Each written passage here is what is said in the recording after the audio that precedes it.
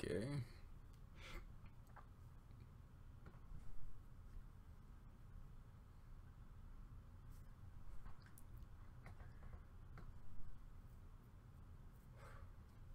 Hey, how's it? Okay, see, okay, now, I guess I should say this outright, so for people who are watching this in not real time, should know when is a good time to do live streams during certain days, because I'm currently on my spring break, but I know a lot of other people who are not in college or not on their spring break. And also people who are in college are not on their spring break because their spring break was technically last week. So I'm not entirely sure if doing this early in the morning is a good idea.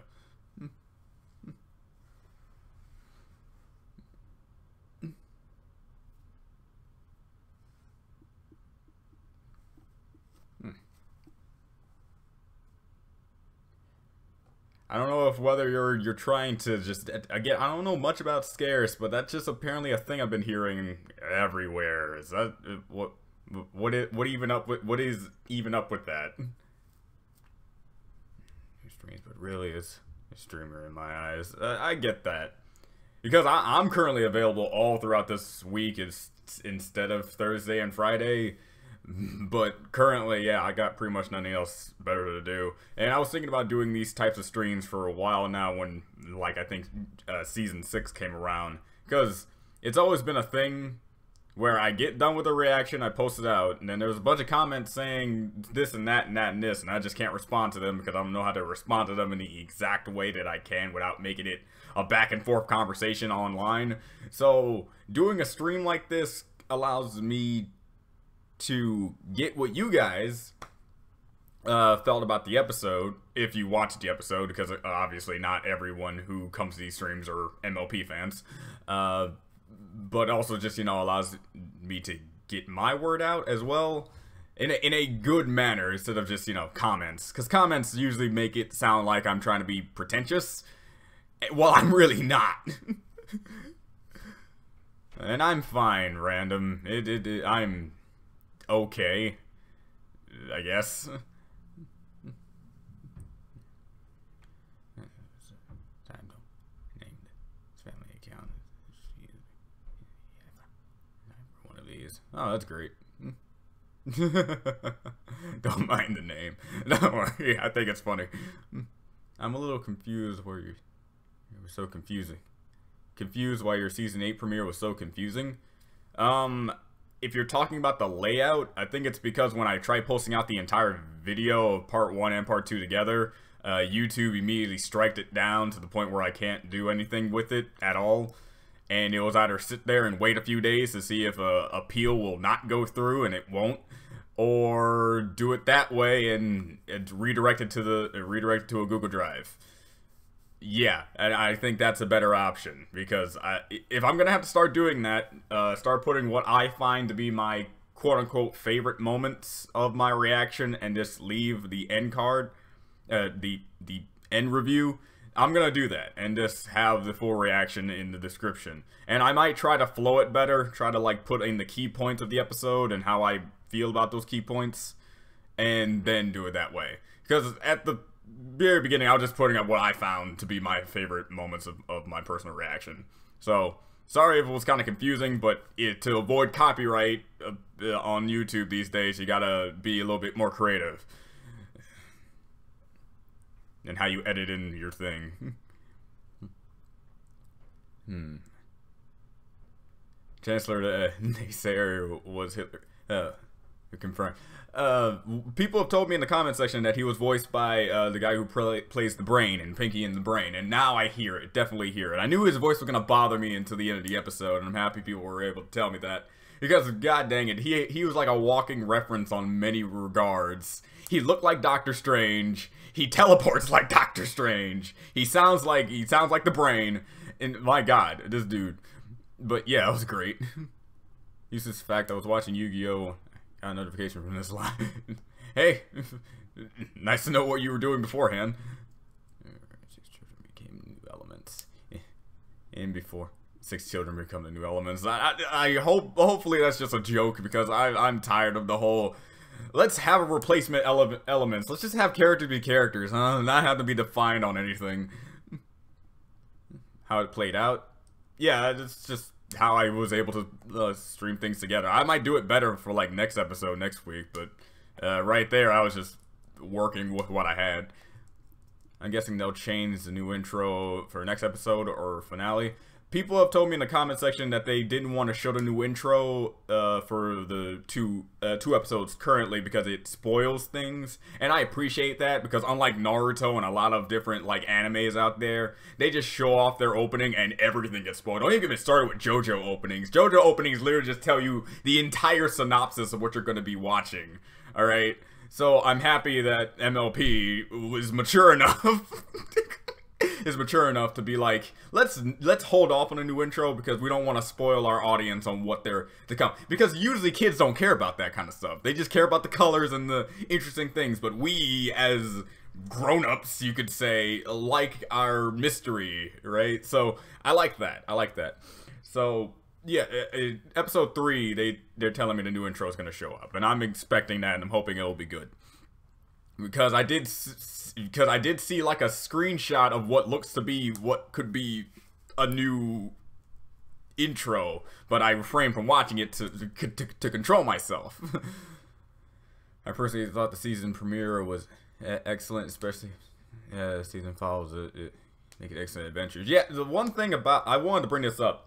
One thing about the comments that I've been reading on the current episode was like, oh man, I'm happy that this was great, even though it wasn't like the grand adventure type of opening, but you're kind of repeating yourself. It wasn't like the other opening where Starlight and stuff like that was doing a whole bunch of things, and Thorax and stuff.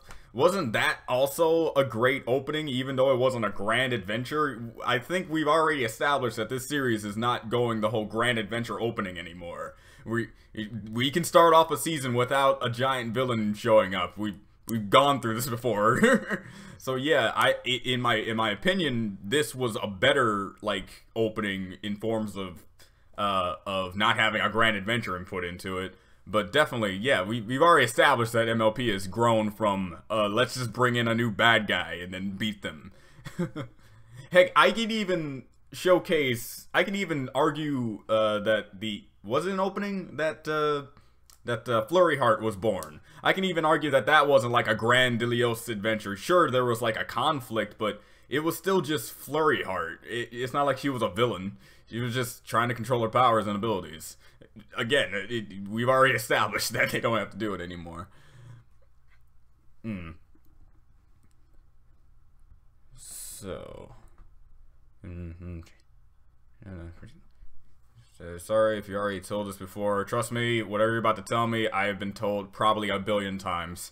Curious, why aren't you watching Star vs. Forces of Evil anymore? You see, yeah, I knew exactly that was probably going to be the question. Now, here's the thing. It's not like I don't want to. It's not like I don't have to. It's not like there's a cosmic force telling me not to. It's the fact that I don't seem to. The problem is, I'm getting tired of doing a Google Drive redirect nonsense, and not to mention my time regarding anything has been cut. First it was cut in half, now it's cut into like 1/4. And it is very hard to just find time to sit down and watch a show, because if I want to watch Star vs. Forces of Evil, I want to watch multiple episodes at a time, not just one at a time. And currently, I'll see if I can try to get to it this week, since I'm not really doing much of anything. Just the problem is, I'm a very lazy individual. But definitely going to try to get to it. Hell, I still need to get to the Steven Universe episodes that came out, and there's a lot of stuff I need to get to. MLP, since it was the start of my channel, is definitely something I take top priority in, so obviously that's why I do there. But when it comes to like other side shows, I don't know, just can't seem to get to it. Thanks to the copyright system that's been going on now, it's a lot harder just to do fun things. But with this new formula, I think I can do it. Maybe, probably. I'm just running low on space, okay? I'm getting tired of spending like $10 a month to keep my gigabytes in that stupid Google Drive. Alright? But I'll see if I can get to it, hopefully. Plot twist: the Brain and Doctor Strange are the same person. You see that coming? No, I wouldn't. An intelligent talking mouse with an idiotic sidekick who is actually smarter than him in a lot of regards, and a guy who can warp lots of things, and it's just like magic-based properties. He even out-magic Loki, making him fall for like 30 minutes. Being the same person? Yeah, definitely no. Would not have seen that coming. That's like M. Night Shyamalan levels of plot twists. Just because you don't see it coming doesn't make it good. Playing Dark Souls 3. I just got through beating Dark Souls 3, actually, not too long ago. Weird how you bring that up now. I don't know. I didn't know it had a new intro. Hold on. Checks.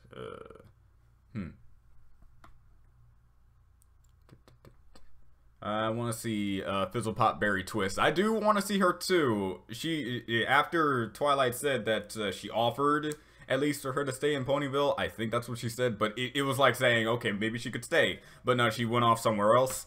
It doesn't mean that she's never going to come back. Obviously, I mean, if Cheese Sandwich and a whole bunch of other side ponies can get, like, cameo appearances, at least by seeing them, I'm pretty sure we get to see her again. Hopefully she gets a speaking role. I would love to see her again, since, like, the movie is, like, 100%, this comes after, this is, if you, in between, it's, like, season 7.5, if you really want to put it that way. Bit scaring. So long. It's gonna be an adjustment, obviously. Anything that's new or change is gonna have some adjustment to it. So I can't wait to see it. Hopefully it does add many new visuals besides, oh look, Discord's in the corner. It looks like she has wings now, and oh look at that, they're all together. I want more, like you. I want to see how much this place has grown over the years, and not just some. Heck, even Star Wars Source of Evil has a new intro that has a lot of different visuals put into it. So, Your reaction to the episode. So, I don't know if you already said that, but what do you think of the new characters? Well, I'm not one to repeat myself, but I guess I can just say it. I love them. If you want more in detail, you actually watch the reaction. You don't have to watch the full reaction. I think I touch, like, into their characters like at the very end, so you can just watch the end review, and the reaction itself that I posted up on YouTube just shows like highlights, and then it goes into the end review, so you don't have to even watch the entire reaction. But yeah, the new characters were great. I just hope they're not one-offs, and I'm pretty sure they're not, but anything's possible. Okay, who's your favorite out of the 6 new characters? Smolder. People have informed me that it is not a boy but a girl, but being so desensitized to anime, can you really blame me for thinking that certain characters are a specific gender unless they're actually specifically tailored or specifically stated to be a specific gender? All right, I'm sorry, but Smolder is currently my favorite new character. She's pretty great. But again, yeah, anime is desensitized me to the point where I am having a hard time finding the difference between a boy and a girl. Heck, I got this new game called Ni no Kuni 2. Great game, by the way. Not gonna get into a review about it, but great game. If you are into RPGs, JRPGs, this is the game for you. But there's a character in here that, through images alone, I did not know if it was a boy or a girl, and it took me to get into the game, and for that character to say, "I'm the king of this round," for me, like, okay, sir, you're a guy. I'm sorry. Been having problems with this since the new day and age. I'm sorry. You plan on reacting to the Turnabout Storm sequel, right? Yeah, of course. When it comes out, yeah, of course. I was directly informed by the person who's creating the sequel about the trailer, and I watched the trailer and I was excited for it. I can't wait to see what Athena and Apollo can do in the Ponyverse. It's just gonna be exciting.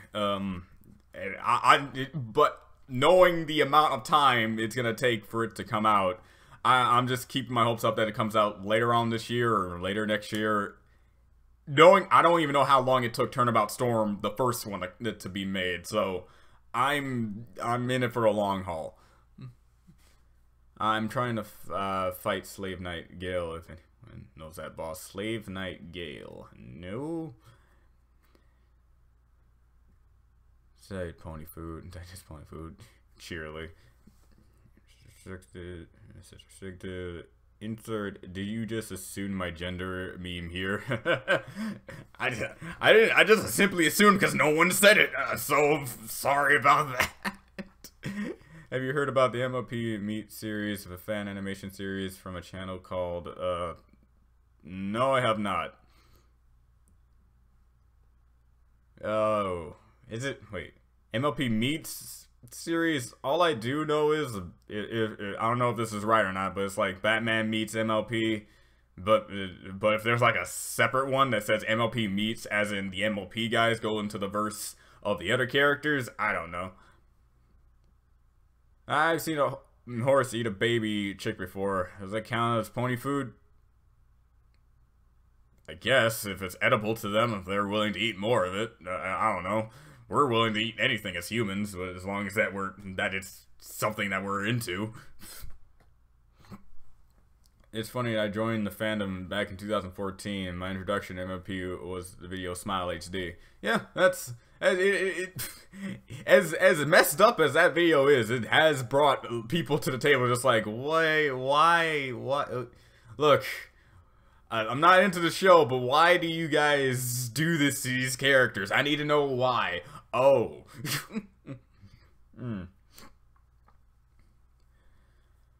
So, basically saying, yep, currently, if I had to do like a mini review, it was a great season opener. It is in my top 3 of favorite openings of the MLP right now.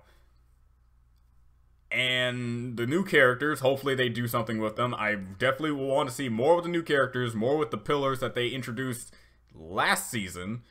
More things to do, just mentorship with the current cast that we currently have. Just because right now I've already said this in the reaction, the main 6 have pretty much done a lot.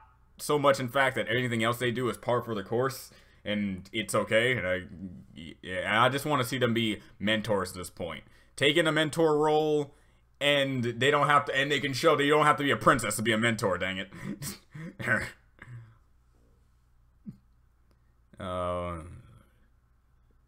That's what we always do with the characters we love. We kill them in brutal ways. Dude, you don't know the half of it with me.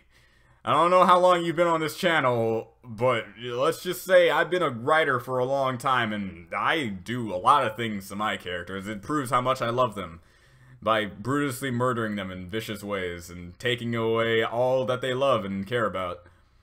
And now I'm buffering.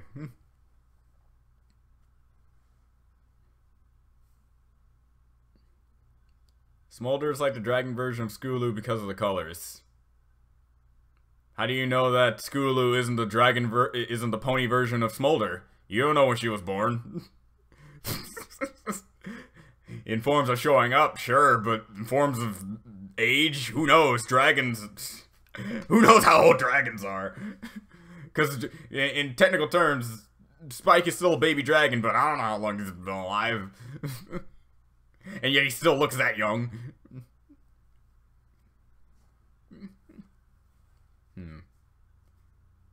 Kind of foreshadows a war between creatures all over Equestria. Foreshadows a war between all creatures in Equestria. Trust me, when this show dives into war, that's pretty much where I have to pack up ship. Because, I mean, like, really? Look, I treat it as a joke, but if you're going to take it seriously, that's going to be something that you're really going to execute perfectly for me to take seriously, alright?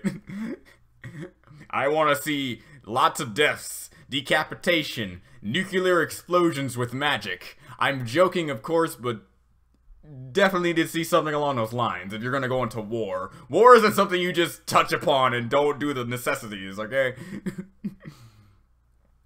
Dedication of the fandom and the love of Lauren Faust and the writers of the fan shows the bond built over years. No show has ever taken this much from the fandom and made it real. Unless you're a particular anime I'm currently thinking of, but yeah, and or a particular movie series that I'm thinking of, but yeah, definitely. 100. Well, Show how to war on a time travel episode. Yeah, and it did show, and it executed it pretty well. It showed that even Rainbow Dash had battle damage. She lost a wing. That alone already puts the image in your head that something either tore off her wing or she was in the heat of battle and her wing got chopped off or something. That type of imagery for kids isn't something you need to put imagery in their heads. But if you're doing a full-scale war, an actual current modern war that you're not gonna cop out with a time travel plot line, you're gonna have to do it correctly, okay? I'm not saying it never did war. I'm not even saying other kids shows didn't do war. But for me, you're gonna have to do it correctly for me to take it seriously. I can look at it on face value and say, good job, you did it. But if you want me to take it seriously, you gotta do specific things. And I would name them off, but I think we're gonna wait until it actually happens, so you and I don't get any of our hopes up. Crystal ponies are a massive favorite. I wish to see more of them. It is really surprising that we didn't get more episodes in the Crystal Empire. I would like to see more episodes based around that, but not just so, okay, we have to visit Cadence or Shining Armor or something. Just like go there for your own personal reason, meet somebody, I don't know.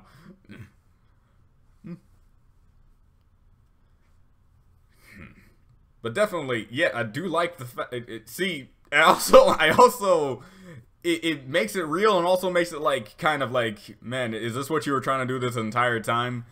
Because when you bring a whole bunch of different races, you got the changeling race, you got the dragon race, you got like the yaks, and you got now the new hippogriffs into play. You got all, and also the griffins. You introduced and really touched upon all these newfound species and races and all that.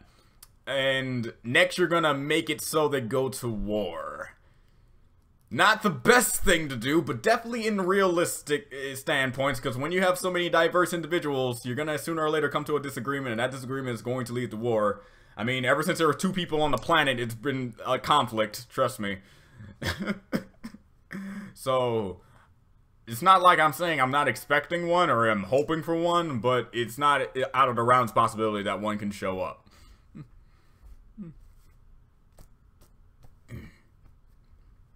But if you have anything else, I'm planning to make this at least an hour-long stream, but depending on how many questions and or comments I'm getting at a certain amount of time is when I'll end this early.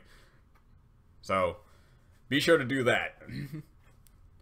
Because usually around this time, I'm usually like way far, like into the back of the chat room, and people think I'm buffering at this point. But no, I'm just trying to answer every single question. But right now, it seems to be pretty low scale. I kind of blame that on the time, but what are your thoughts of the Equestria Girls universe just as a whole and canon? Yes, obviously I can consider it canon because there have been multiple times that we at least see some mannerism. Look, okay, just because we don't get in the main series that they get their mentions, it's the Equestria Girls series that we get the mentions. With Sunset Shimmer constantly trying to get information from Twilight or trying to do something, and having that connection with the Pony universe showcases that it is in fact canon. But the movie is a direct Pony movie, so if they don't mention a single thing about it, it will be weird. But since the Equestria Girls movie is its own self-contained thing, and the only person who's been influenced by it is basically Twilight, and to a certain extent, Starlight, it makes sense that they don't really mention that much about it. And since they kind of retconned the whole thing they were trying to do with what was his name? Flash Sentry, I get how people kind of don't consider it canon, but it definitely is canon. It is definitely canon. Don't get it twisted about that. I can argue from hell and back about how it is canon. And how I like the universe as a whole. It's a great universe. It even got certain people who don't want to watch the Pony side of things watch the Equestria Girl side of things, because it's like, well, they're not ponies, but I do like their personalities. So since they're not ponies, I'll watch this.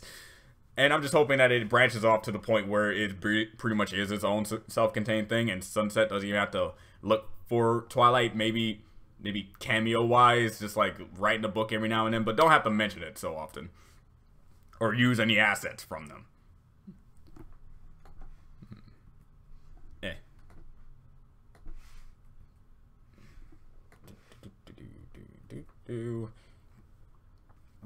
That's been in Yaks or ponies in a distant past. Again, you can say everything in a distant past and do like that. I find it interesting that they're hinting at it, but unless I see it, that's where the judging will commence. In many shows, I can name off a few showcase that, yeah, we used to be at war with each other, but it's okay now. You could say that pretty much about any show with differences, or any show, period. Because in the end, if you have diverse people, you're gonna have some type of conflict somewhere in the line. That's just mortal nature. I'm not even gonna say human nature. It's mortal nature. Yeah, it's just my first reactor on YouTube. I joined to you years ago, and I recommended it, and I randomly started watching. Yeah, wow, thank you about that. It is interesting getting people's story about how they actually got to my channel, because some people got from my channel from my initial starting point, and other people started to trickle in after watching other reactors and then finding me somehow, word of mouth through other reactors.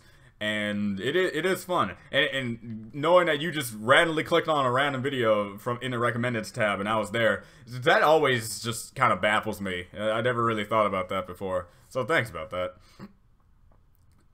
Starlight is best book thrower. Starlight is best a lot of things, if you haven't noticed. And I like Starlight for that. Like, Starlight has showcased more ingenuity and usefulness in the span of the time that she was in this show, for less seasons at this point still, than all the other characters put together. Obviously I'm exaggerating a little bit, but definitely Starlight has showcased just to be some type of god amongst us in many regards.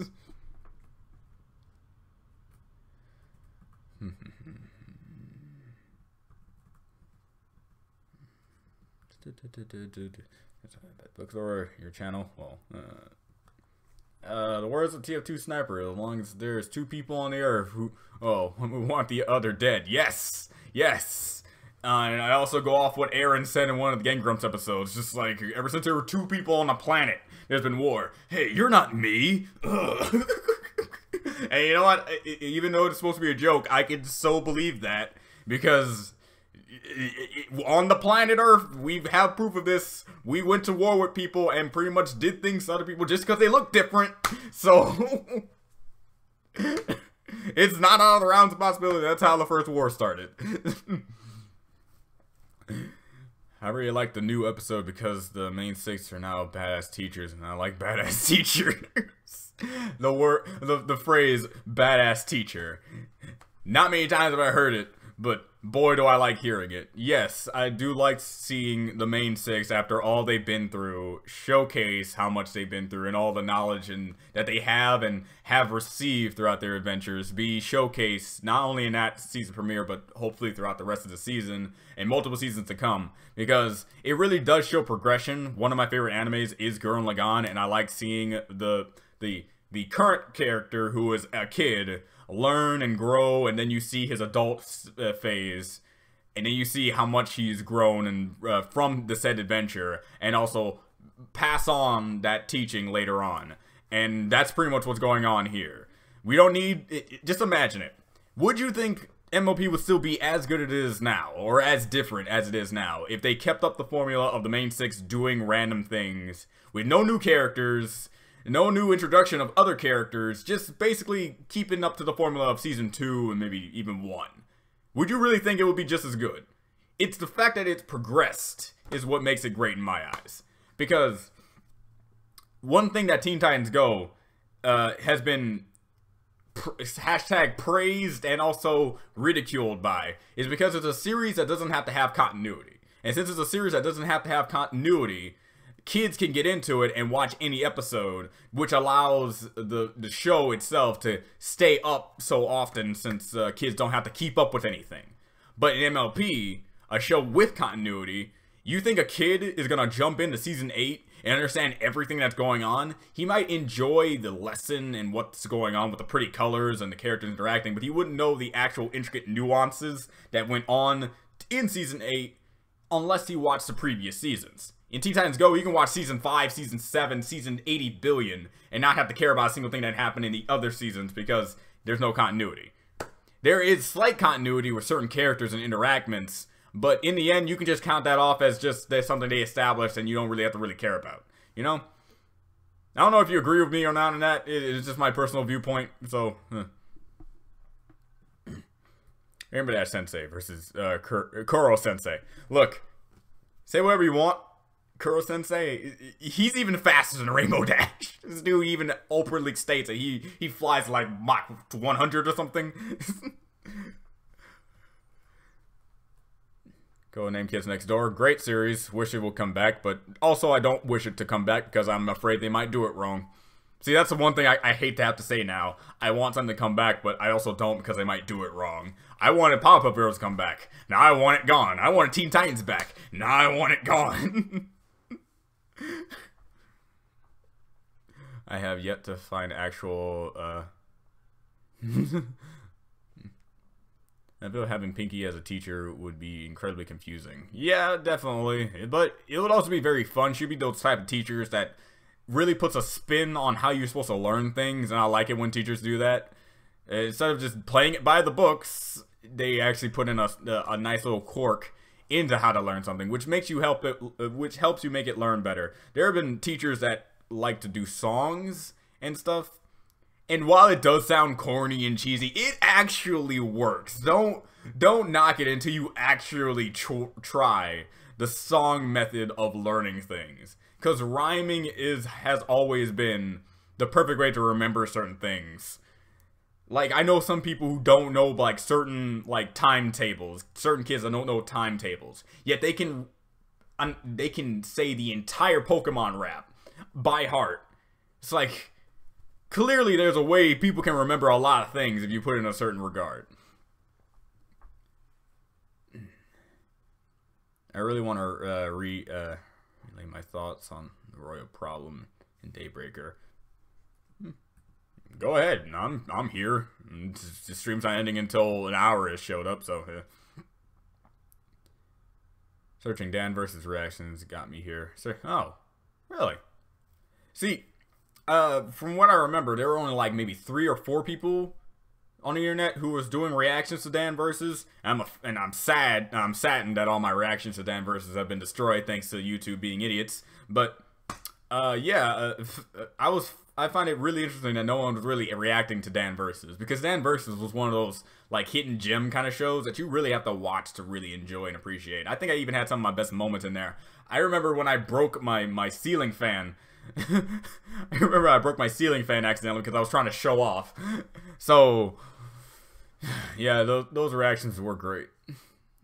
So does this mean you'll have to school dance episode? Obligatory school dance episode?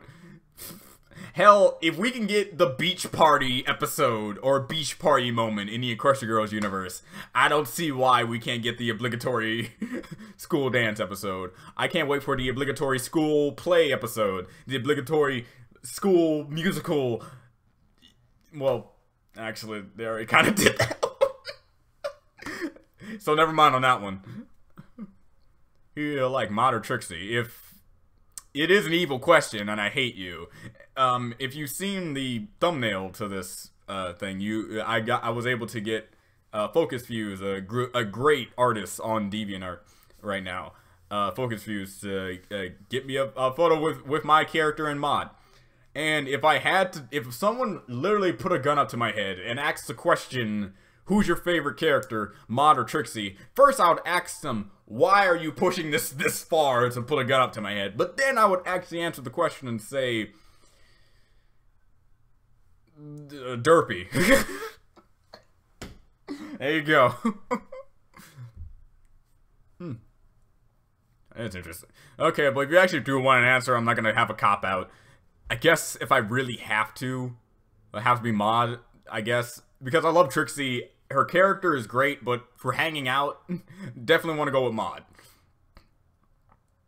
Oh, that's interesting. You crush your Board of Education symbol. Yeah, I thought it looked kind of familiar. Is that true? I need to relook at Warhammer 40K. While I'm not a fan of the series and didn't really play that many games, I think I only remember playing one particular game, but it wasn't like of the same formula of the actual Warhammer series. But I do remember seeing that symbol somewhere. That's cool. Yeah. Adding to the question above, if you still like mod more, I'm redrawing that picture he used as a thumbnail. Thumbnail, and there's nothing you can do to stop me. Insert evil laughter. Go ahead. Just be sure to send it to me or like message me about it, because I love seeing fan art of my character or any characters from my actual series that I made, or me in general, because that, as an artist, I appreciate other artists no matter what type of like style you have. All right, you'll get instant praise from me if you do something out of your own fruition to make something of my character or me. So just be sure to message me about it, man. It's fine. You're right, a show needs to change in order to stay relevant, or else people will watch it and we'll just move on sooner or later. And that's the main thing that's going to happen to Teen Titans Go.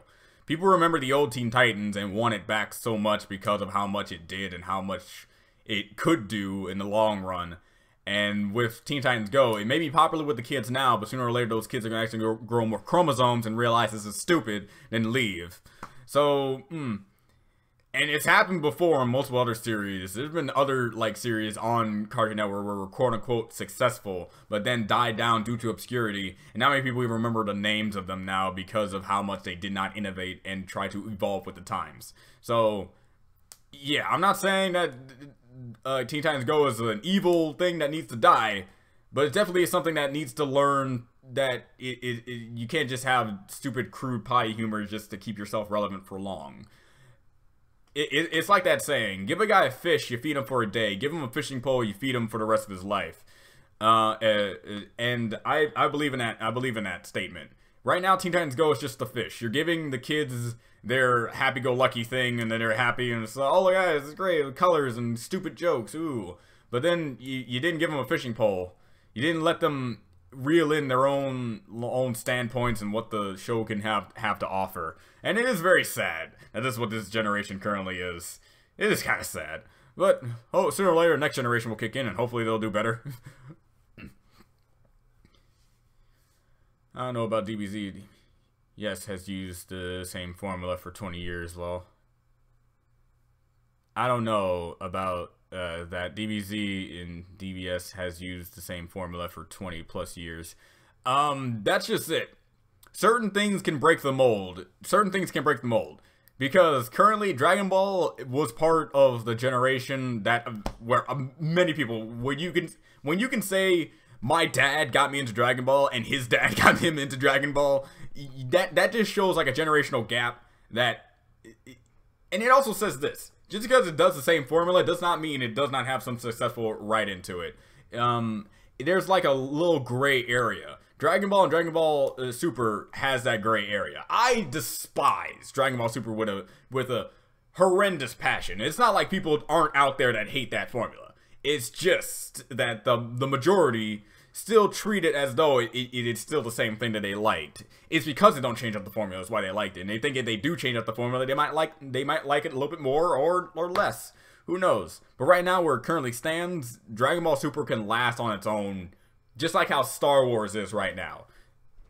Dragon Ball right now is no longer a show about a specific thing. It's now a brand that they need to keep so they can keep making money from it. The entertainment value only comes from the nostalgia / pretty colors that comes in with the show. I don't see it as any more of that. To me, Dragon Ball ended at the Cell Saga. And even though it wasn't supposed to end at the Cell Saga, I'm pretty sure I'm okay to accept that Toriyama wanted to continue on after the Cell Saga and do the Buu Saga and so on and so forth with everything else that comes out. But for me, Dragon Ball ended at the Cell Saga. So anything else that comes out is either non-canon in my eyes, and I just don't want to see it as canon because it kind of ruins everything that the Cell Saga brought for me. Obviously, you know, people can argue back and forth about this, but definitely, I hate Dragon Ball Super, so just because the majority doesn't mean I have to. New question is, who's best crystal gem teacher? Who's best crystal gem teacher? Well, Pearl has gotten like big numbers for me. However, her methods of teaching Connie the way of the sword are questionable at that. And you know, Garnet's always been that type of character to always be so, you know, intelligent in a manner. But if there's anything I have to give to Pearl, is that she is a damn good teacher. So there's that. Has anyone thought about how powerful Daybreaker's living form would be because of how she lasted as long as she did against Waking World, Celestia's wings, the deflection black? What? Okay, I'm a little confused. But if you're trying to say what's the power level of Daybreaker, it's definitely higher than Nightmare Moon's. I can agree to you on that. I could definitely argue that Daybreaker's power would be far superior than Nightmare Moon's. That's just going on scaling on the power source they're coming from. We're going on the Mistress of the Night, who probably draws her power from how powerful how strong the moon will become after eclipsing the sun and all that. But if you have a power of the sun, a literal star that's in the sky that you could move on your own, yeah, I'm pretty sure Daybreaker would be a lot stronger than Nightmare Moon. And since it was a dream sequence, again, we can't really gauge on the power level, but if Daybreaker was to be physically present, yeah, she would be way stronger than any other opponent we've probably ever faced. I'm even going as far as to say he'd probably be on par with Tyrek in forms of destructive capability.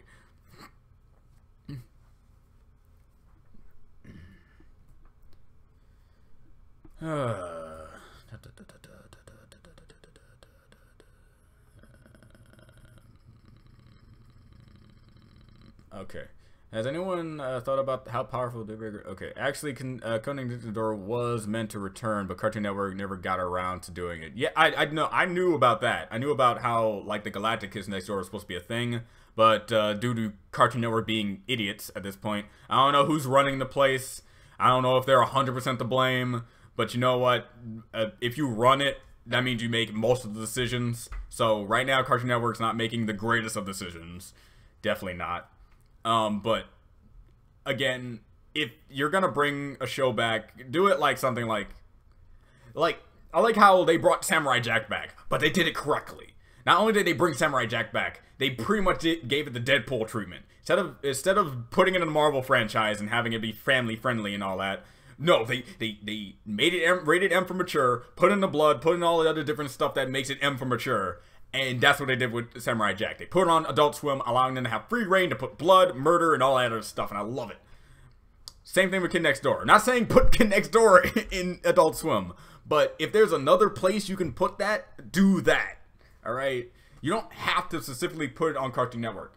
The only problem is if you do put it somewhere else, you have the obvious problem of you start off something in one place and then you actually have to move to another. That's never been so good. It's kind of like, you know, there's plenty of examples, but I'm not going to get into it. I think Celestia has never truly used her full power because it might unleash Daybreaker, and I think Celestia knows Daybreaker is this, but she wants to deny it. I like you people with your theories about other circumstances, and I appreciate that you treat this show like any other show with possible theories of things to come, but I'm one of those guys who look at things at face value, and I see Daybreaker as a means of that. If Celestia were to become evil, she would go into that sort of thing. I also see it as a way of her manifestation of her. That it makes her believe that if Luna can become corrupted, why can't she? It's like, I see that, definitely, but I don't see it as a means that she's has something in the back of her head that says, maybe I should become evil, or maybe this part of me needs to come out at some point.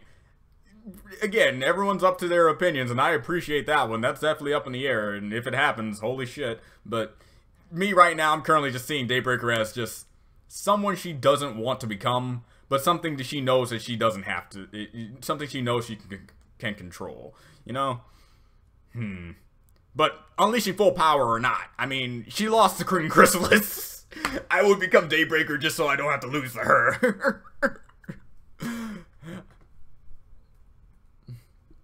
They're pretty awesome. And now that there's school, there's two conflicts that will end, that will, and if not really should be in. It's bullying and peer pressure. Bullying and peer pressure. Well, peer pressure has already been done to death with Fluttershy, so peer pressure has pretty much been handled successfully. Not saying they don't have to still do it for the school setting. Definitely, they can definitely do something different. Hell, even have Fluttershy be the teacher, not to give into that sort of stuff. Obviously, and bullying, definitely a topic that can be done, but it has already been done with the Bath Seed. But many people have stated that the whole Bath Seed thing wasn't executed correctly. I'm up in the air about that, but yeah, now that they're the school setting, they definitely can do it again, but better. So yeah, I thought about the same. So man, I remember when CV Universe had a manageable airing schedule. Yeah, it just turns out all good things take a long time, and all bad things seems to just get pumped out easily. Sorry. Chowder was great. Hell, even Chowder had its own little bit of continuity into it. Having characters grow and develop because he was supposed to be an apprentice. You really think Chowder from episode 1 is still the same Chowder from the last episode? Especially the last episode. And character interactions, such as the rivalry that Undyne and Mungdull had, was a progression thing. You even saw a particular episode that really showcased that they're kind of like a Batman and a Joker. One cannot live without the other, and they will get upset if one left them. It was great. They even kept continuity with the thing they had with Schnitzel and Undyne. I was surprised about that. Feeling when My Little Pony is more adult than Teen Titans. If you would have told me that My Little Pony would be more adult than Teen Titans, especially when the original Teen Titan was airing, I would punch you in the face and say, you definitely are crazy. And then I will apologize and let you punch me in the face because I'm a pacifist. I don't even know what happened. It was a reflex. That was just sounded way too weird.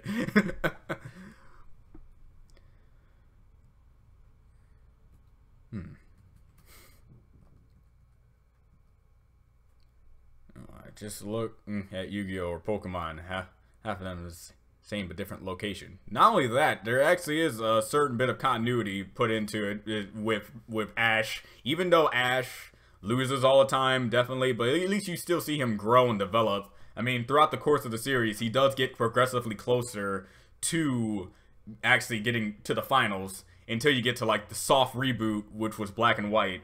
And then you even showcase, look, he's even more rusty because he was a real big idiot during this time, and he got like 8th place, I think, in Black and White.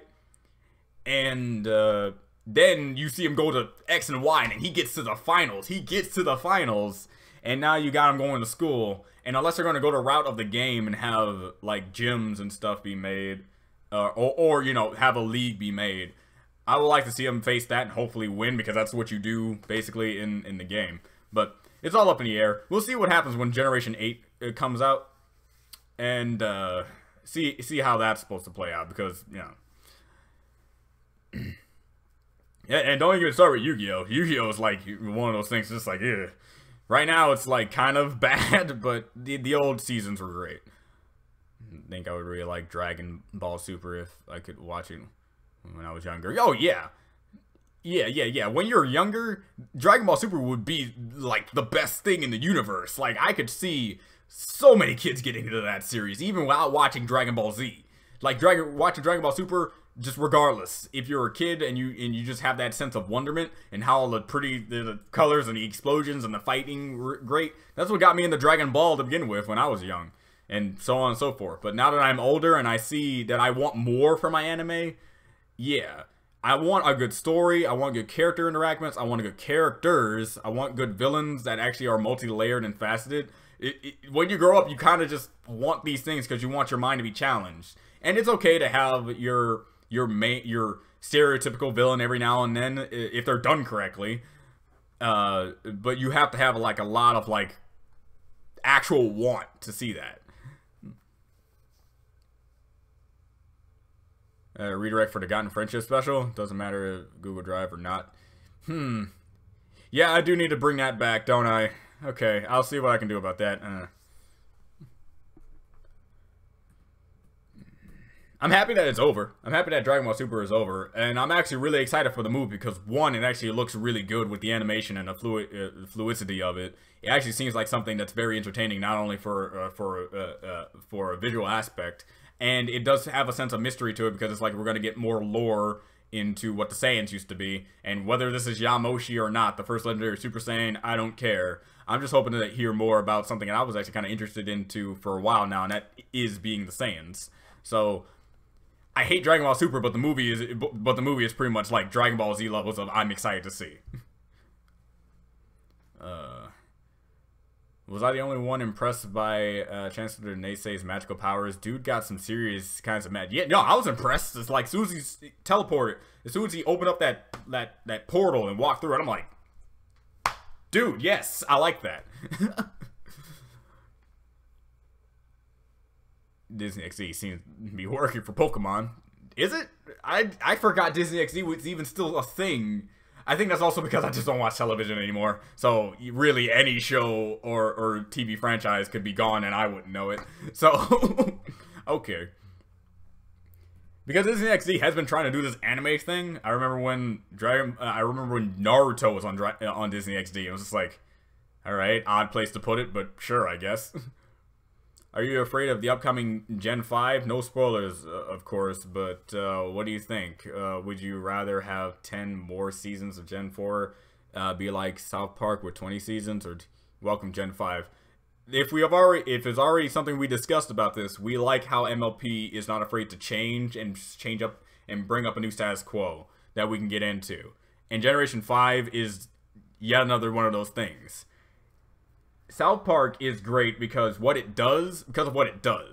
South Park, you could divide the different seasons up and they're all pertaining to different things. So but even then, you can still find people to say, man, I wish South Park would either end or change up their formula a little bit. But for a majority of people, they like South Park because it's all about the social commentary that they bring to the table. How much they're willing to bring in. So many things I've learned through South Park, and so many things I learned through other series, because they keep innovating on their current formula. MLP is the same thing.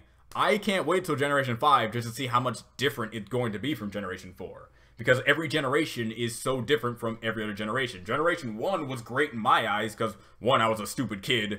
2, the villains were great, so they kept me interested. Then when Generation 2, 3, 3.5 came by, I hated my life and I wanted to kill myself. But then Generation 4 popped in. Didn't give it a chance at first, and now that I did, it was awesome, and I can't wait to see where they go through from here. Generation 5, they already know the groundwork. They already know what they need to do, what they need to keep, and what they need to progress on to make things interesting for the next generation of people who's going to watch this show. Because it's not just a generational thing for us, current generation fans. It's also a new generation for the kids who are going to get into a series that needs to test their knowledge and not be dumb. So I can't wait. Hopefully, I'm not going to turn into that guy who's just like, yeah, this is alright, but Generation 4 was better. I don't want to be that guy. Alright, I don't want to be that guy who hates something just because it's new. Daybreaker isn't even real because it wasn't something that came from Celestia. It came from Starlight being afraid of failure. Daybreaker is literally useless and doesn't even pose a threat. A lot of people like to depict that, and a lot of people also like to point out that since Celestia was given the abilities to go into people's minds and memories, that there was like a part of her that kind of escaped with that kind of thing. I don't know. It's up in the air. Theories are theories, and none of them are correct, and none of them are necessarily not wrong. Anything's possible in this series. But my personal viewpoint on Daybreaker, other than what I've already said about her, is that she existed. She existed because she showed up in Starlight's memory, Starlight's dreamscape or whatever. It is a thing. It is a concept. It is there. And she once said that you won't come back again. But that can be interpreted in two ways. Either it was a part of her beforehand and she got rid of it, or she was just talking about in the now. You're here now, but you're never going to come back again. Either way, you can come up with theories and speculations. I've already said my piece, and I'm not going to go really far into it. Daybreaker season season 8 finale villain. That'd be amazing. I just really want Grogar. All right, I've been hoping for this man since I think season 5, ever since Tyrek, I guess. So yeah, season 5, and they've just been teasing the crap out of me with him. So yeah, Daybreaker. I don't know. I really don't know. I would love to see Celestia have an evil side to her, but that's already been pretty much established in the comics, wasn't it? Granted, just because it's got established in the comics doesn't mean they can't bring something over to the actual show. But I don't know. But hey, everyone has their personal interests. I want my Grogar, dang it.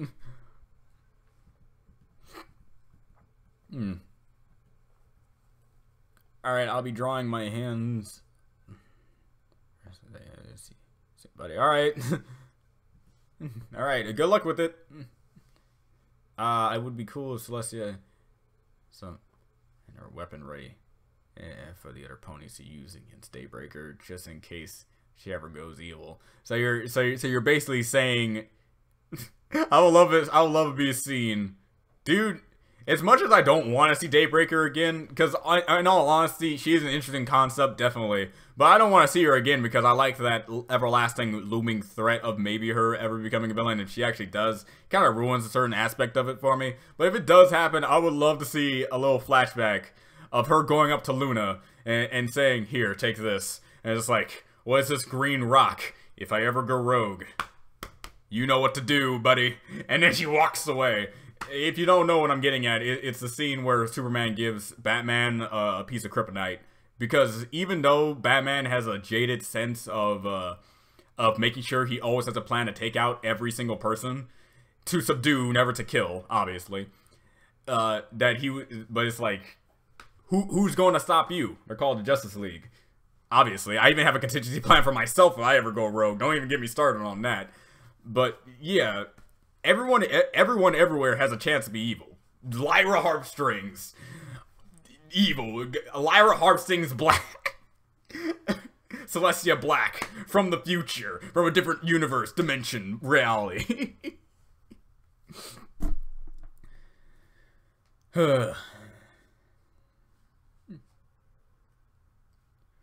But a weapon that's gonna take... Let me answer your question. It would be cool if Celestia had some plan or weapon ready for the other ponies to use against Daybreaker, just in case that she ever goes evil. Let me answer your question. It's called the main 6. Best weapon you're gonna take care of. You don't need to give the ponies some type of like a laser beam or something like that. All you need is the main 6. Heck, I'm pretty sure Twilight walking up to her and using Talk No Jutsu is gonna be enough to get Daybreaker back to her senses. Alright, you don't even need the elements of harmony. There was an episode in Chowder, just that when she thought the Mungdal died, remember? Yeah.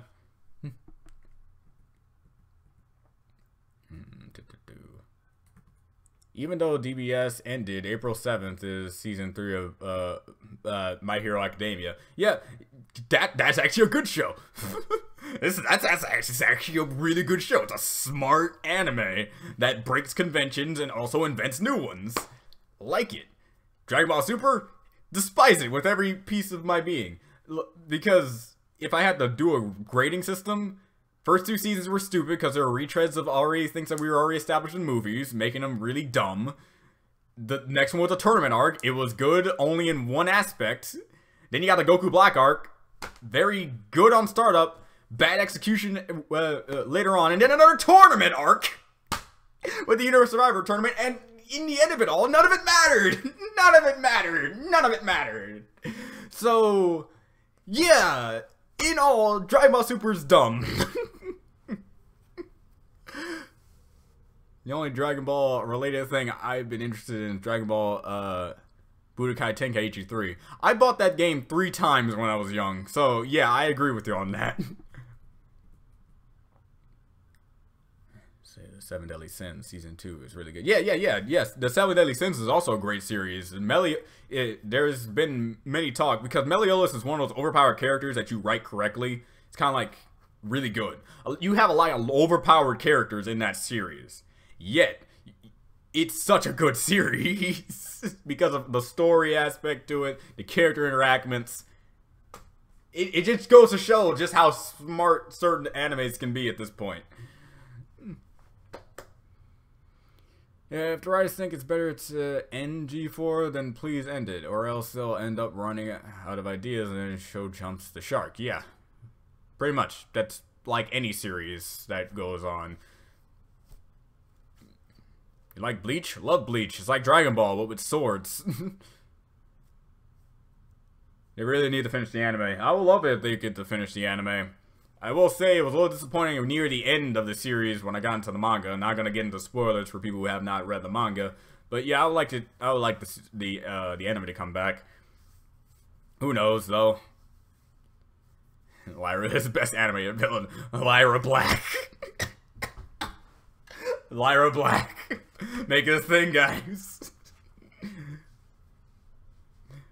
Dragon Ball Super should just end up like that SpongeBob meme. Everyone died. The end. I would have loved it. I would have loved it if they actually lost and everyone died. Because what would have made up that entire series for me? Spoilers for Dragon Ball Super, by the way.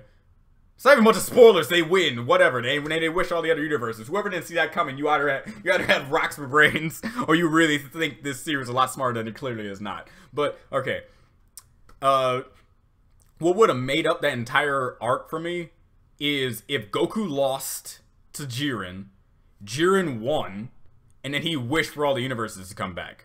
Granted, it only would have been okay if they actually wrote Jiren's character correctly, because at first he was kind of noble and kind of like seemed like a kind of guy shrouded in mystery, and you know, we don't know what he's thinking, but then he just turned into a generic antagonist and then everyone hates him.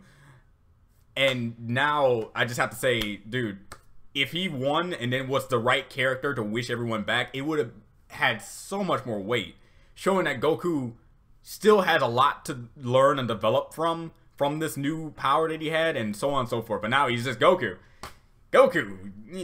Whatever. I don't care. At the end, who has the saddest backstory in the 7 Deadly Sins? Who has the saddest backstory? I don't know much of Meliodas', but it seems pretty sad for wherever it's coming from. I gotta say, Bond's backstory definitely takes the cake on my current saddest backstory. Dude gains a relationship with this lolly girl. Granted, she's way older than she looks, but hey, that's what lollies do. He has a very good relationship with her. Then he gets attacked and overrun by one demon. Instead of using the water to save herself, she instead drinks the water and then implants it into him. And it also just goes with how he's immortal and how he's... Oh my god, I love Bond's backstory. So, Bond. We'll take our problems and push them somewhere else. We'll take our problems and push them somewhere else. Star Swirl in a nutshell. Again, never gonna let Star Swirl live that down. I will always get on him for that. I don't care what anyone says to me. Always gonna get on him for that. Quick, someone write her black fanfic. Girls crossover. Interesting. Girls Girls Bleach crossover. Because fanfiction. Okay, I only have like a few good notable fanfictions, but most of them are Naruto related. And it's Naruto with Ruby. And it's actually a really good Naruto cross Ruby crossover. And I like how Naruto fits in with Ruby a little too well. Naruto fits into a lot of things a little too well, actually, if you really think about it. Who would you love to see in a death battle? Like, regardless of show or MLP related. Like the plot. Yeah, he did. But who would love to see in a death battle?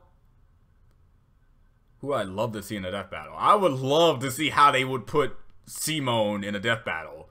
Because when you put in Tengen Toppa and Gurren Lagann, Super Tengen Toppa Gurren Lagann, my fault, you can't really find anyone to beat him. And it's not just the fact of the sheer size. It's the fact that he has probability manipulation, meaning that anything and everything that someone tries to do to your character can be reduced to 0 and him to 100. So you have a point-blank gun to Simone's head. The probability of him getting shot in the head is almost 100, but he makes it 0. Out of your gun jams, the bullet misses somehow. Having probability manipulation pretty much means you win every fight. So, I would love to see Simone in a death battle. I just can't see them ever doing it to an actual opponent that can kill him. Without actually showing up a tier 0 character or something. Thoughts on Boruto? Stupid. For now. Because right now it's having the same effect that Dragon Ball Super had. It's not doing anything new. Granted, it is doing before the movie and before everything, allowing certain characters to have more development. But frankly, I hate Boruto now because I hated that side of him being a dick to his dad, who has been through way more than him, by the way. So until it gets past the movie, then I'll pass judgment on it. But right now, I don't like Boruto. Right, fanfic. I always write almost 10,000 words and get to half of the story, but then lose interest and never finish it. It may not be fanfic for me, but it's definitely my current stories that I'm currently doing right now. I still need to do my Moemon thing. Ugh. I'm still waiting for the Discord versus Bill Cipher death battle, and I can wait patiently for it because Bill Cipher is gonna win. Come at me, bro, but Bill Cipher is a murderer. Discord is a plague, a guy who messes around. He doesn't kill people. Bill Cipher does. Bill Cipher is insane. Discord is maniacal. There's a difference. Try using someone who has mathematics manipulation so they can make 0 and 1% be the same thing, so probability is useless. Who's that character? There's a character from Toho who can do that. Boundary manipulation, basically. She has the ability to pretty much make everything and anything basically moot. She can basically make the ground space and make the moon the sun type of thing. Like boundary manipulation and concept manipulation. She's the only character that might even have a chance to beat my tier 0 character, Nothing, who is just a living concept. So if you can somehow change the concept of nothing to everything, you might actually have a chance of beating that. But then again, Nothing also has the ability to have nothing manipulation. Nothing manipulation meaning that anything and anything that is or was ever considered to be a thing, non-existent, because if it was ever a thing, it becomes nothing. So a concept, since it has a name, would be considered nothing, so you just gained the ability to do nothing to nothing, which does nothing.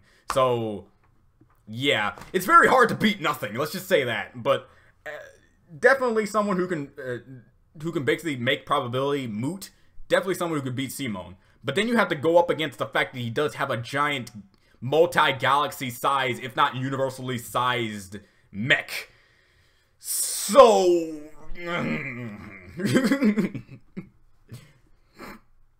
I really want Gravity Falls to return. I kind of do and also kind of don't, because I want it to be a series that had its time, showed its greatness, and now we can view it as the legend that it is instead of just trying to make it more, you know. Not every series needs to continue. That's what my statement always is. The same thing with Dragon Ball Super. It didn't have to continue, but it continues because money exists. So,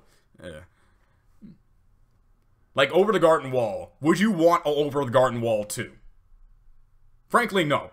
Because Over the Garden Wall was a nice little adventure. It did what it had to do and did its morals and did its views and did its lessons really well. If it did a 2, then not only would it detract from the lessons, that if you're going to make a 2, make it completely different and don't call it Over the Garden Wall. Make it certain like it.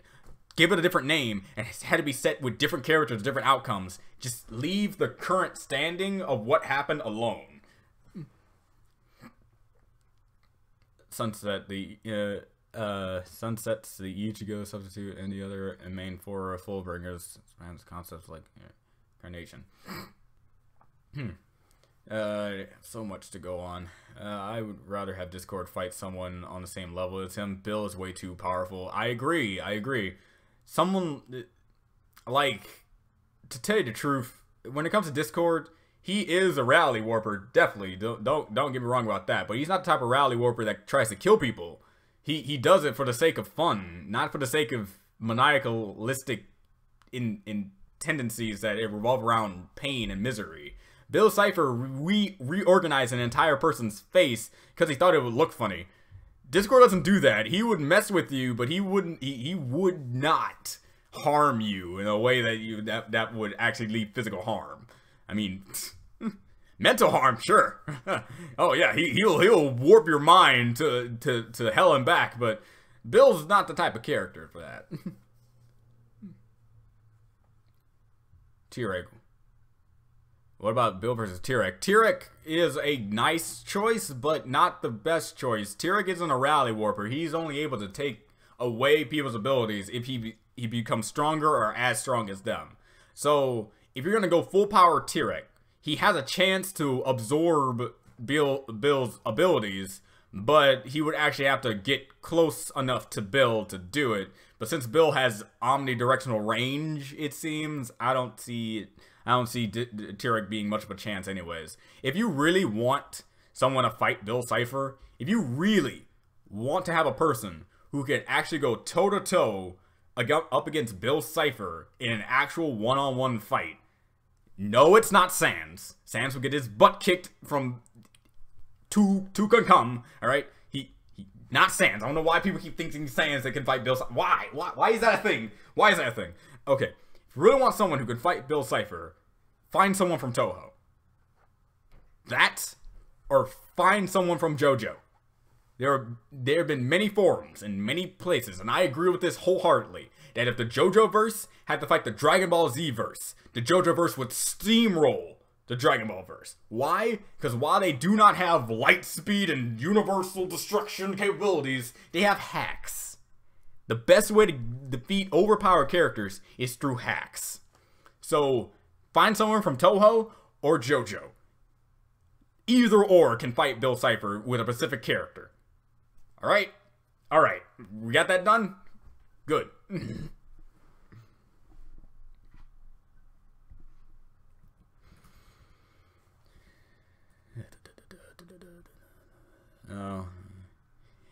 If we are talking about 7 deadly sins, what do you think about Melio's attack on where he not even pull out his sword, dude? Meliodas again, he's one of those overpowered characters that you might get that at first glance you would get bored with because it seems like nothing will be a challenge to him. But then you showcase how he's actually is more vulnerable than people make it out to be, and it is showcased more of a character. And yeah, and that's definitely one of those examples. Heck, I haven't even gotten into season 2 right now because I'm waiting for it to get a dub right now. I'm not watching the Japanese version. Waiting for the dub, but I have read the manga, and this dude does some crazy stuff once he gets his relic. Holy crap, does he does some crazy stuff when he gets his relic. So, yeah, a show with a very powerful but crazy character. It's not like Sunset has Soul Reaper, Hollow, Quincy, and Full Burger Power. They're the same character. Gain Soul Power. Soul Reaper power is who? Osama OP characters. Reason to be a badass. Would it be bad if overly got along? No, it's not bad. People found it to be bad that I didn't watch Akira before, a very popular anime movie for a long time. I did watch it like afterwards and then loved it, but at the time, people were like, "You didn't watch this?" You're never supposed to be dogged on or considered lesser because you didn't watch something that was relatively popular or innovative at the time. It's not a problem, man. If you ever want to watch it, it ever interests you, go for it.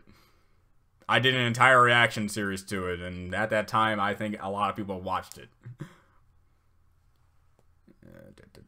Bill was said to be a threat to the entire multiverse on an official journal. The dude is too powerful. It's better to pick someone else. Yeah, see, that's the thing. To me, Bill Cipher is overrated because this dude may be a threat to a multiverse, but he only showed like a town level abilities. because he was trapped in a town. He was trapped in Gravity Falls. If he was able to go amongst the rest of the world and showcase how much he's able to manipulate and divide matter and stuff like that, because right now his main weakness is a shield. A shield. Phenomenal cosmic power. Can't get past a man-made shield and gets killed by a man-made weapon and gets fooled by the literal oldest trick in the book to get killed. So yeah, for me, you can argue all you want, but Bill Cipher is overrated in the realms of the Gravity Falls universe of what I've seen. But from his actual power and standpoint, saying he was always in the 2D scape and how he was able to have all these phenomenal abilities and powers and stuff like that, I do see how he actually is a multiversal threat. But definitely not in terms of what I got to see in the show. Definitely not.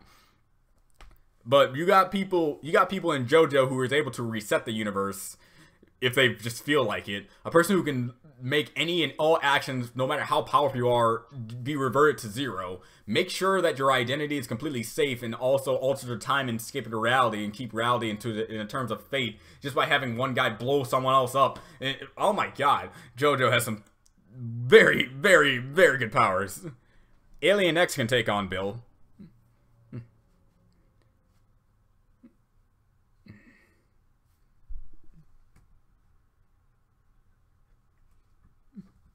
Let's see. Why would I think Sans? I'm not saying you're thinking Sans. I'm saying other people thought Sans. There's a 1-minute melee of Sans versus Bill Cipher, and I'm wondering who asked for this, because that's stupid. Sans is cool. Sans is powerful, but he's no Bill Cipher. There's been many of people. I'm not saying you. There's been many of people claiming that Sans and Bill are an even match when he clearly is not an even match. He's as even as a match as a grain of sand versus a polar bear. I think alone can beat most Dragon Ball characters. Yeah, Funny Valentine alone can beat most of it. Like, I think even, like, here's the thing. I even think Kira with Killer Queen can beat most Dragon Ball characters, because he can just turn him into a bomb and then boom, done. And also he has the other 2 bombs, Bites the Dust, and I forgot the other name of it. But you also have just a bomb that cannot be destroyed, period. Constantly trying to kill you. And a thing that just kills you. So yeah. And since none of them can stop time, like, come on.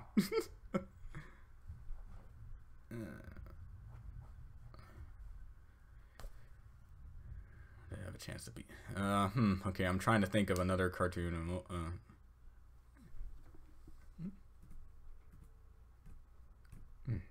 Alien X. Ice could kill everyone, definitely, dude. DC Force, dude.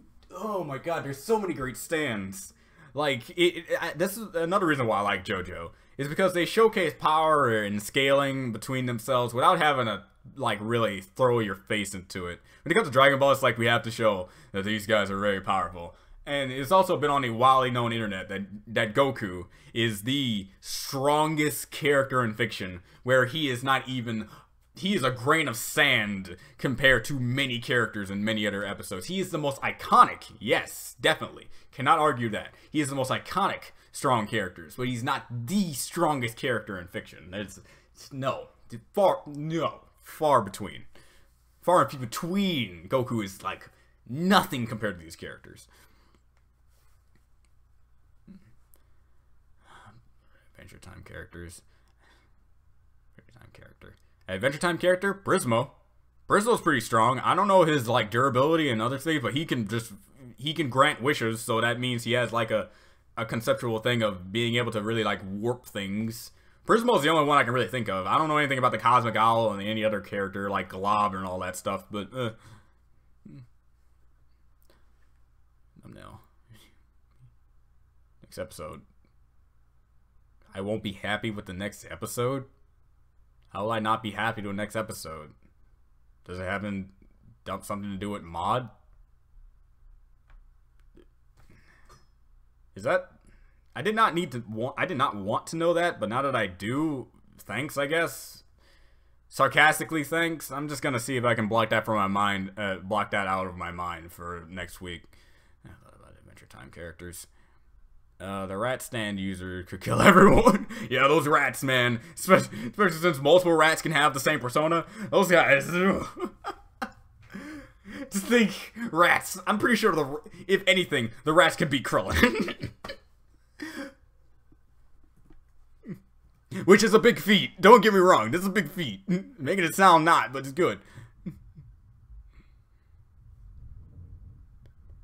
Lord English. He's a good combatant against Bill Cipher, by the way. Bill Cipher might not have a chance to beat Lord English from Homestuck. And Xehanort, I don't know. Xehanort's a pretty powerful dude, but he doesn't he can't scream. He can't yell loud enough to then just evaporate people. So regular show full powered pops or his brother. Yeah. Having us in the deal time stops everyone in DBS and warps them out of existence. Gold Experience Requiem makes everything they do turn to 0, and then he kills them, and then they're caught in an infinite loop of death for all eternity. Because I also just came up with something, just like, if Goku dies by Gold Experience Requiem, and now he's currently in a current state of 0, constantly dying and coming back to life over and over and over again forever. If you find the Dragon Balls, and then say, I wish Goku back to life, he would come back to life and then die again. That was so funny. I'm sorry. Comes to JoJo, I just love JoJo, right? I feel like JoJo is a way better show right now than anything Super is showcased at all. He ain't really OP now. I'm alright with that, but I hate it when the consistency was nice. Yeah.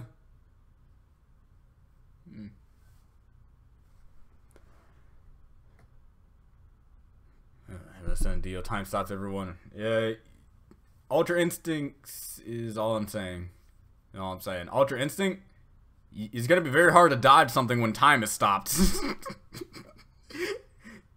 JoJo is faster than light because he can stop time. Anyone who can stop time is faster than everything, actually. Sans and Bill was for the memes. I can believe that. Heck, even fucking Rohan could beat Goku.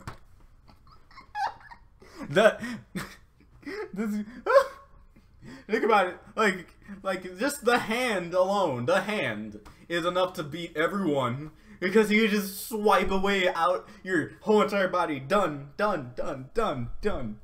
Oh my god, hacks. Gotta love hacks. Hacks beats overall power any day. Ultra Instinct, again, Ultra Instinct. Common misconception I see in the Dragon Ball community. They think Ultra Instinct means that Goku cannot get touched, period. No. Goku can get hit in Ultra Instinct. Ultra Instinct just allows you to move at the fastest level that your body can go. But it does not mean you cannot get hit. Alright? A fast opponent or a person catching you off guard in some way, shape, or form can get you hit. Alright? Your body may react, but it doesn't mean your body can immediately dodge everything. Alright? This was even showcased in the Pseudo Ultra Instinct versus Kalefla. He gets his little elbow scraped and his hair gets a little chopped off. If your Ultra Instinct is supposed to protect you 100%, that shouldn't have happened.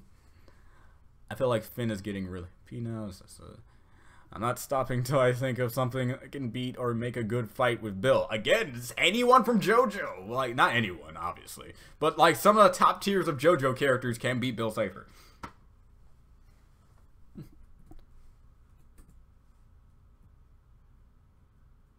Adra versus Bill? Well, he has showcased, like, a universal feat. Possible. Chuck Norris is that Chuck Norris, or is that cheating? Nah, it's perfectly safe. Chuck Norris is so powerful, he makes cheating fair. Bill versus the Living Tribunal? The Living Tribunal, I don't even know his powers, so I don't know. That's too much. Living Tribunal destroys Bill in a second. Because I as much as I don't know his powers and abilities, I do know he's vastly overpowered.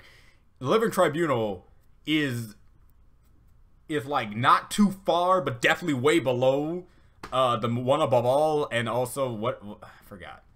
What is the Living Tribunal? Because I'm so when it comes to the top tiers in both the Marvel and DC verse, I am always confused on whose side. So I'm sorry.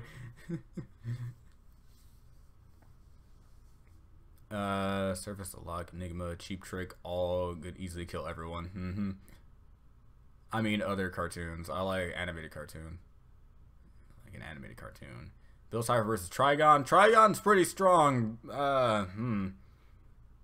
Again, I'm not good with both DC and Marvel characters. Like, when it comes to Trigon in forms of DC continuity, he's pretty strong, but I'm not entirely sure of his full capabilities. You think Gyarno can beat Dragon Ball characters without a gold experience Requiem? He can send the attacks back the same strength if he gets them to hit an animal. Yeah, oh yeah, definitely. Gold experience Requiem was like the top tier of JoJo stands, but yeah, if he just had regular gold experience, he could still do it. Just transfer any and all attacks from like just how they can hit an animal. Definitely showcase. Not to mention Gold Experience himself is actually a pretty powerful stand, being able to punch something and allow all the senses to be enhanced to allow them to feel the pain more. So I don't know if that's supposed to work out when it comes to durability and stuff like that. But definitely, the only problem with the stands is their users and their speed comparatively to Dragon Ball Verse. Now, if you have people who can stop time, that doesn't really matter. But like Heaven Ascended Dio can like solo most of the verse, definitely. And then you get the Whis, then Whis is kind of like...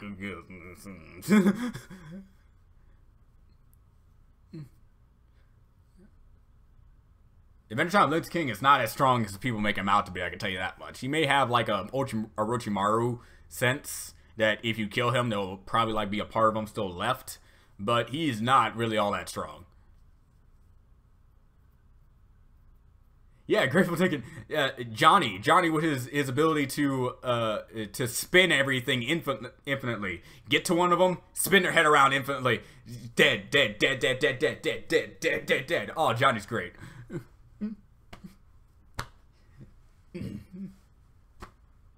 Made in Heaven is another stand that could kill a bunch of DBZ characters. Made in Heaven, yeah.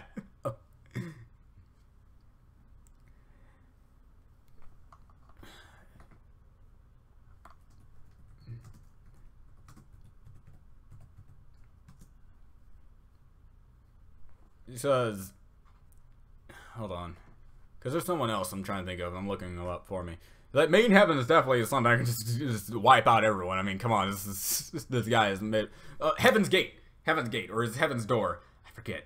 It's always confusing. But Heaven's Gate, turn all their faces into books, or turn something into a book and tell them cannot beat stand characters, and then done. Cannot beat guys who have stands.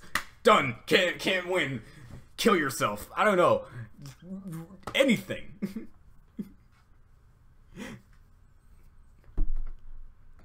So I'm happy a lot of people are definitely agreeing with me, and a lot of other people, in fact, that if the JoJo verse had to fight the Dragon Ball verse, or like any other like type of verse that has like powers and no hacks, definitely can just steamroll.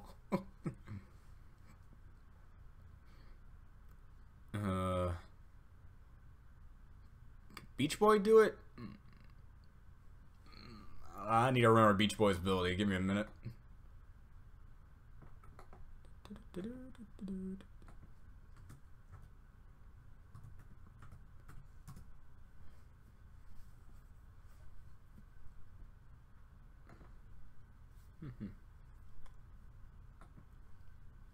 It has capabilities, definitely.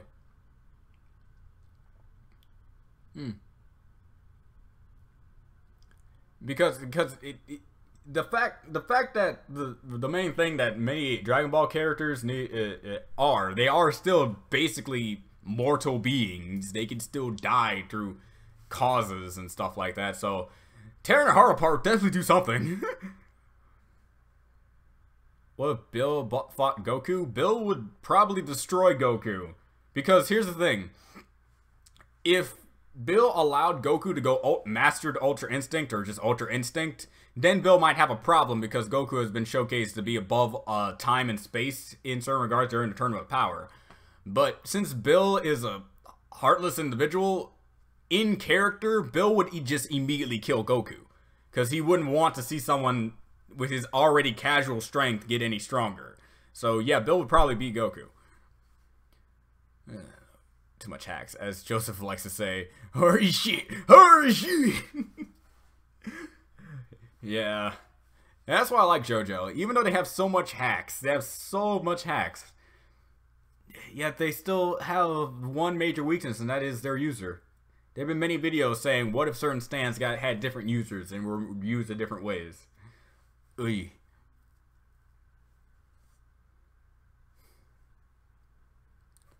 What do you mean, Rapture? Yeah, I can tell you. I also like how I'm getting a lot of confirmation. I have a lot of JoJo fans in my party. I like that. Any JoJo fan is a fan of mine, I can tell you. And Mama Bill reshuffles his face. Yes, that's exactly what happens. Honey Bay and kind of ship. It's fine. I've never been much of a shipping kind of guy. I think I've said this multiple times, but I'm okay with this. This seems like a okay pair up there.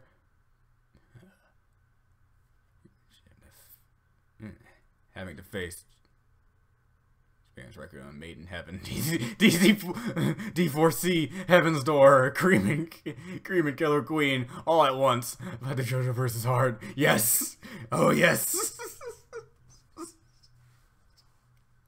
You're all just basically effed. You can't do much. Just throw like King Crimson in there and just tell them what his ability is and just have the Dragon Ball characters sit for hours to try to understand what the hell is going on and what his powers and abilities are. Even though in the end it's not that hard to explain King Crimson's freaking ability. It's not hard. It is not hard. Just think the skip button.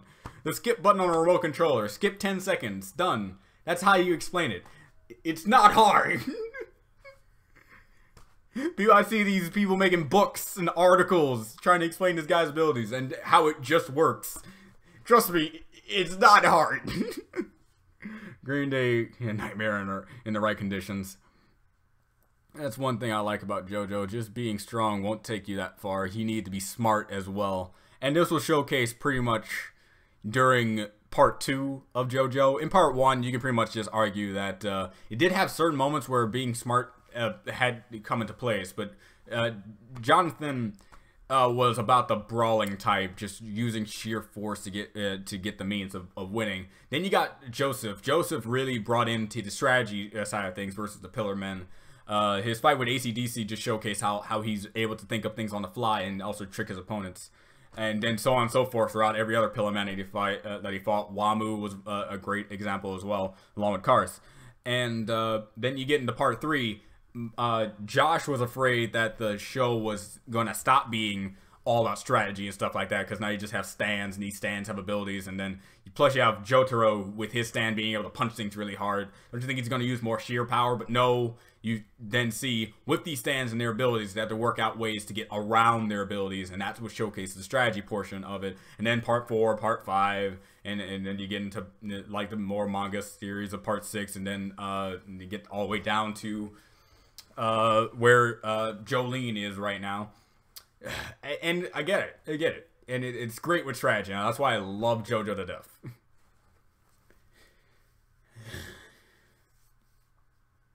That's one thing I like about well, I think this stream has been going on for a while. Now we're just talking more about JoJo and stuff. I think we really got past what we needed to talk about with the season premiere. So with all that being said, I was happy to do this. I think this is what I'm going to be doing now. Instead of the Friday live streams, it's going to be after Emperor. Yeah, Emperor. That was one thing that did come to my mind. He's like, have Emperor do it because they can't see the gun. I think the only like the main stand, aside from like one of the stands that is just literally there for moral support. The main stand from part 3 that won't be able to do anything to the Dragon Ball characters would probably be strength. It's a boat. He might be able to probably like terraform them inside, but I'm pretty sure one like ki blast directed everywhere can just destroy that thing easily. So yeah, strength will be able to be the only main useless one. Hermit Purple can do more than strength if you really think about it. What's your favorite JoJo fight? I can't decide between Wamo versus Joseph and Jotaro versus Derby, the poker guy, if you can call that a fight. It really wasn't much of a fight. My favorite fight in Jotaro probably has to go to Joseph versus Wamo. Because Joseph versus Wamo, it was a fight between two guys who respected each other and their strength and their abilities. They didn't hate each other on a level of what let's say Dio hates Jotaro and like any other Joestar family bloodline kind of guy. Wamo was a respectable character and he will be missed and honored for that. This dude took out a bunch of vampires as a head alone. So yeah, Wamo definitely was one of the more respected individuals. But if you want like random encounter type of fight, definitely got to go with everything Kira had to offer in part 4. So let's try it and find it fun. Okay. My Hero Academia ships to X Froppy, Stroopy, Todoroki, Momo, Baku, Eureka, and Deku X Eureka. Well, I go with Deku X Eureka because that's actually how the show is making out to be. Bakugo X Eureka doesn't make much sense because Bakugo is not the type. But yeah, Todoroki both Momo, I can see it. I mean, Todoroki and Momo did showcase a little bit of understanding of one another in the fight they had with Eraserhead, so I can definitely see something going wrong there. Kamari, sure, Froppy, and Tokiyami. A lot of people are actually shipping Froppy and Deku a lot, and I can see why. I mean, they do share some similarities and qualities with one another. So on and so forth. Tokiyami is alright too, I guess. But yeah. Anyway, I think it's about time I do end this, by the way. I think this was. We will have another one of these. We will have another one of these next week after I get done with the reaction to next week's episode. Which apparently might have something to do with mod. Apparently. So I'm going to try to forget about that. And yeah. There was also a good JoJo Cross. Opponents with stance. I really like Killer Queen. It was a cool name. His power was one of the most badass ones of the series. My favorite stand, so for sure. Yeah, Killer Queen is a lot of people's favorite stance, and for good freaking reason. Killer Queen, just himself. All right, even before he gets bites to dust, he's just his stand. Also, the design of the stand is just so great, so great. So. Yeah, in the end, it was great. But anyway, it's about time I end this off. I also have other things to do today. I can't just sit around here forever. It's already 1:23. I got stuff to do. Happy I can still at least do these streams, and I'll see if I can do a stream like this every new episode that comes out after I get done with the reaction. So, with all that being said, I'll see you guys next time, okay? Whew, man, talking a lot. Ooh. Later, guys.